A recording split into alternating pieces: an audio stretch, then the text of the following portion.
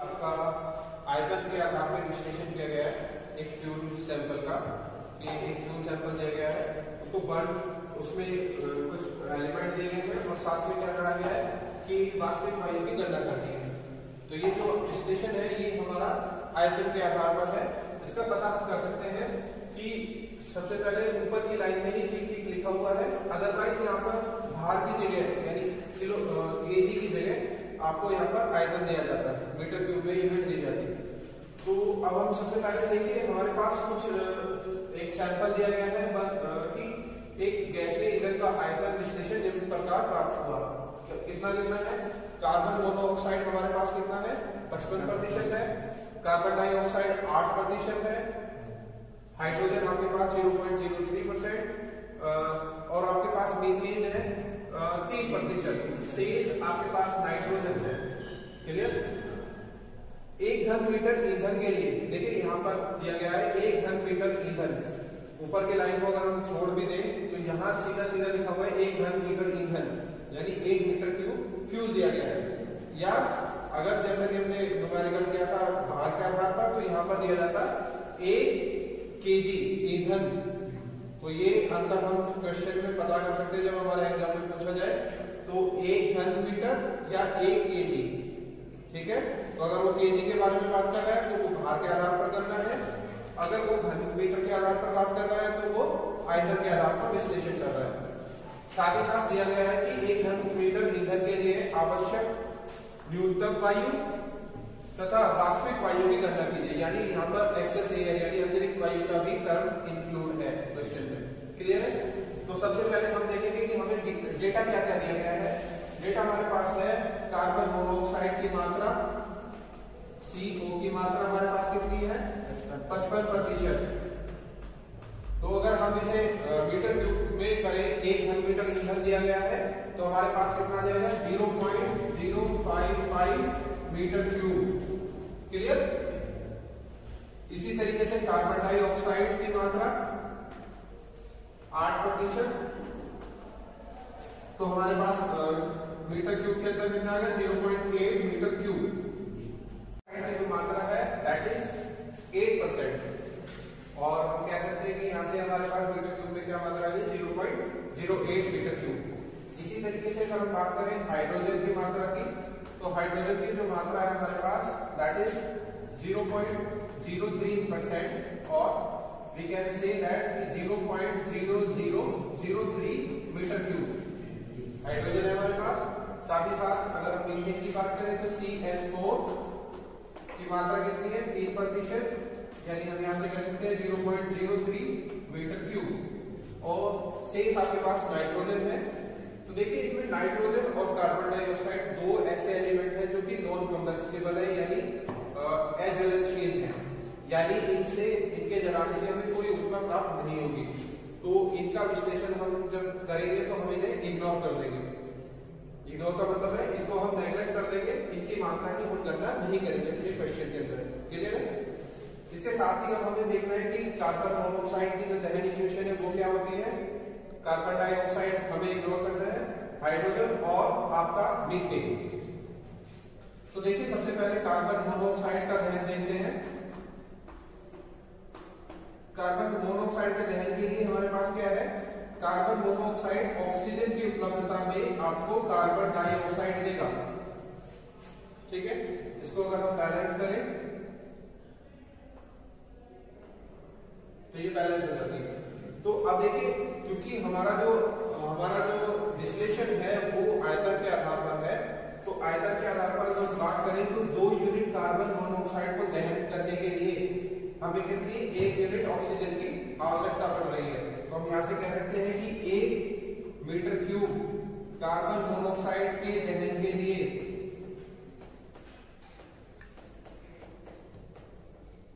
न्यूनतम oxygen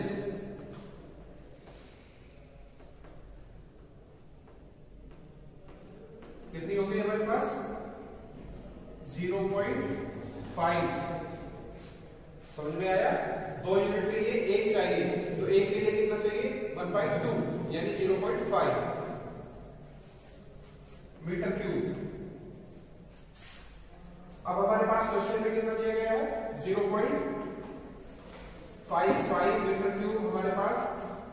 carbon monoxide है, इसके दहन के लिए हमें कितनी ऑक्सीजन की जरूरत पड़ेगी? 0.5 मल्टीप्लाई बाई 0.55। अगर हम इसे मल्टीप्लाई करें तो 5 into 5 25, 5 into 5 25 into 2 plus 2 7, 0.275 metre cube इतनी ऑक्सीजन की हमें जरूरत पड़ेगी। नेक्स्ट आता है हमारे पास हाइड्रोजन का दहन। अगर हम हाइड्रोजन के दहन के बारे में बात करें तो हाइड्रोजन का दहन क्या है? H2 plus O2 gives you H2O, यानी H2 के दहन से हमें क्या प्राप्त होंगे? जल वाष्प प्राप्त होंगे। अब ये जो जल वाष्प आपको प्राप्त हो रहे हैं इन्हें बैलेंस करें तो 2H2O यहां से बैलेंस हो जाती है। तो अब यहां से कह सकते हैं कि 2 यूनिट हाइड्रोजन के दहन के लिए हमें कितनी ऑक्सीजन की जरूरत पड़ रही है? 1 यूनिट ऑक्सीजन की जरूरत पड़ रही है। तो हम यहां से कह सकते हैं कि 1 मीटर क्यूब हाइड्रोजन के दहन के लिए आवश्यक ऑक्सीजन कितनी हो जाएगी बेटा? 0.5।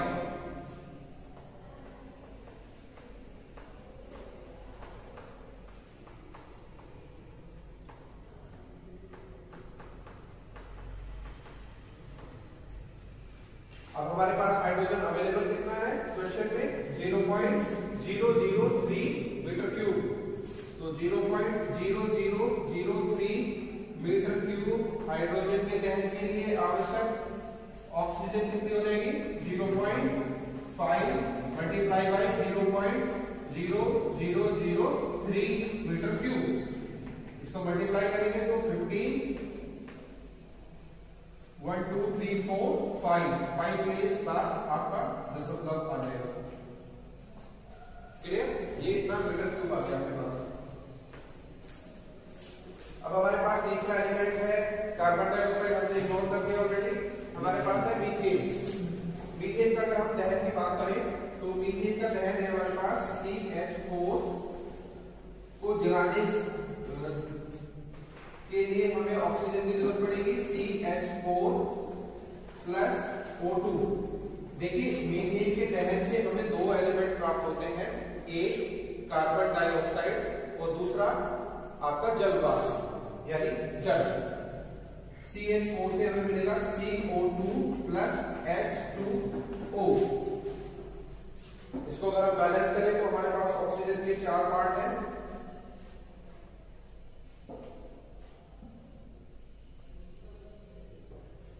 बैलेंस हो गया। C ऑक्सीजन के 4 पार्ट और हाइड्रोजन के 4 पार्ट। तो 1 मीटर क्यूब मीथेन को दहन के लिए हमें कितने यूनिट चाहिए? 2 मीटर क्यूब ऑक्सीजन की जरूरत पड़ेगी। 1 metre cube CH4 1 metre cube CH4 के दहन के लिए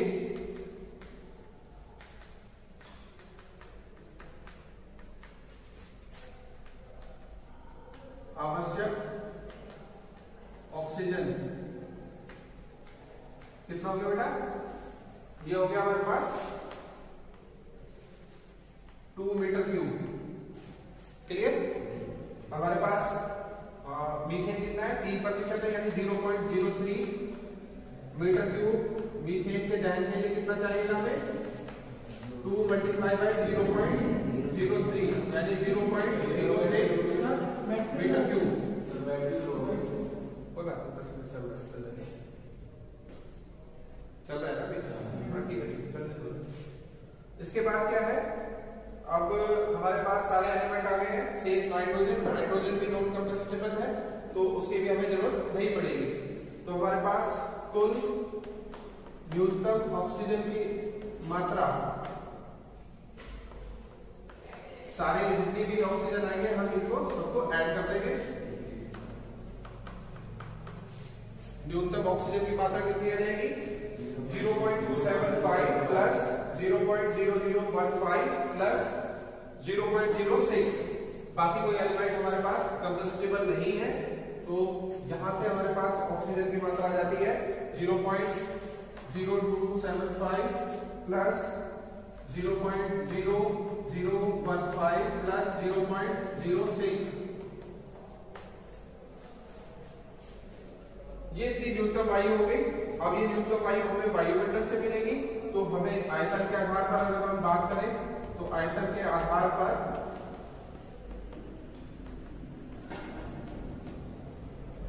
100 मीटर क्यूब, या हम कहें तो 21 मीटर क्यूब ऑक्सीजन हमें कहां से प्राप्त होती है? 100 मीटर क्यूब वायु से। 0.3351 आगे देखो। ओके, ठीक है। 21 मीटर क्यूब ऑक्सीजन की हमें कहां से मिलेगी? हमें 100 मीटर क्यूब ऑक्सीजन वायु से, आयतन के आधार पर है, जबकि हमारा वेट के आधार पर कितना था? 23% था, आयतन के आधार पर 21% है। तो 21 मीटर क्यूब ऑक्सीजन हमें यहां से मिल गई। हमें कितना चाहिए? हमें चाहिए 0.3351 मीटर क्यूब ऑक्सीजन चाहिए। तो ये कहां से मिल जाएगा हमें? 100/21 मल्टीप्लाई बाई 0.3351। तो इतनी हमारे पास क्या आ जाती है? मीटर क्यूब वायु आ जाती है। इतने मीटर क्यूब वायु आ जाती है। कैलकुलेटर का यूज करिए। 100/21 इंटू 0.3351। इसके बाद क्या है? हम अब क्या करेंगे? हम वास्तविक वायु की गणना करेंगे। वास्तविक वायु की गणना करने के लिए हमारे पास क्या होना चाहिए? अतिरिक्त वायु प्लस न्यूनतम वायु। तो जो न्यूनतम वायु हमें दी गई है वो हमने क्वेश्चन में कैलकुलेट कर ली है। अतिरिक्त वायु की अगर हम बात करें तो अतिरिक्त वायु 45% है, न्यूनतम वायु की 45%। तो हम क्या करेंगे? न्यूनतम वायु प्लस अतिरिक्त वायु को जोड़कर हम वास्तविक वायु की गणना कर लेंगे या कैलकुलेट कर लेंगे।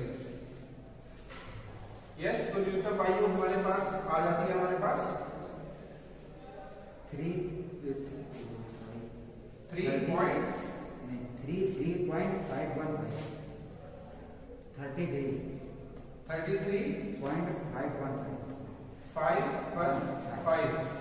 Is it right?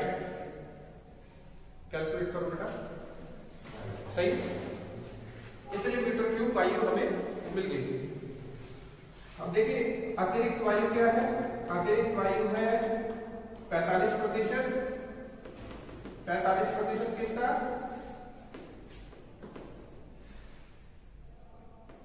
न्यूनतम वायु का। तो 45% निकालिए इसका। 45/100 33.515। इसको कैलकुलेट करने के बाद जो अमाउंट आता है ये आपका अतिरिक्त वायु हो जाएगा। अतिरिक्त वायु प्लस न्यूनतम वायु आपको वास्तविक वायु देंगे। तो वास्तविक वायु क्या हो जाएगी आपके यहाँ के पास? वास्तविक वायु न्यूनतम वायु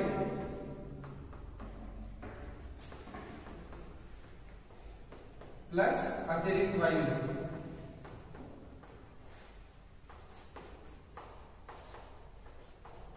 कैलकुलेट करिए बेटा। न्यूनतम वायु कितनी है? न्यूनतम वायु हमारे पास 33.515 प्लस न्यूनतम वायु अतिरिक्त वायु कितनी है?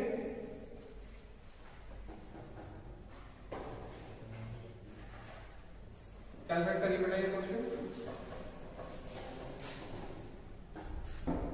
33.15 और ये कितना आ जाता है आपके पास?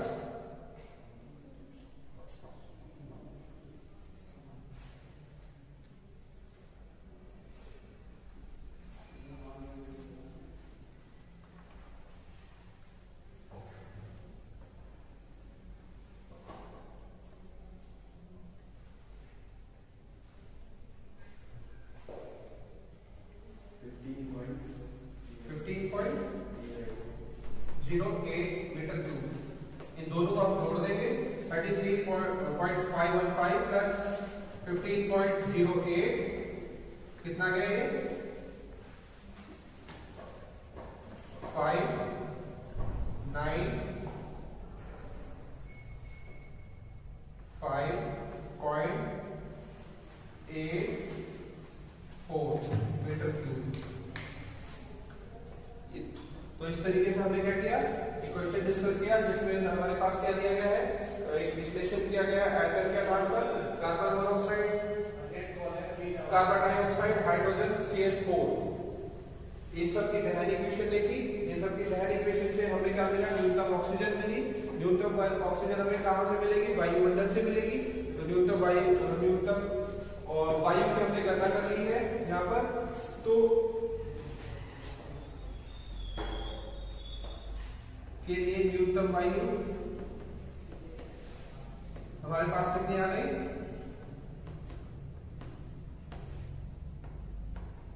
हमारे पास आ गई 33.515 और फिर अतिरिक्त वायु आ गई, दोनों को जोड़ने के बाद 48.595 हमारे पास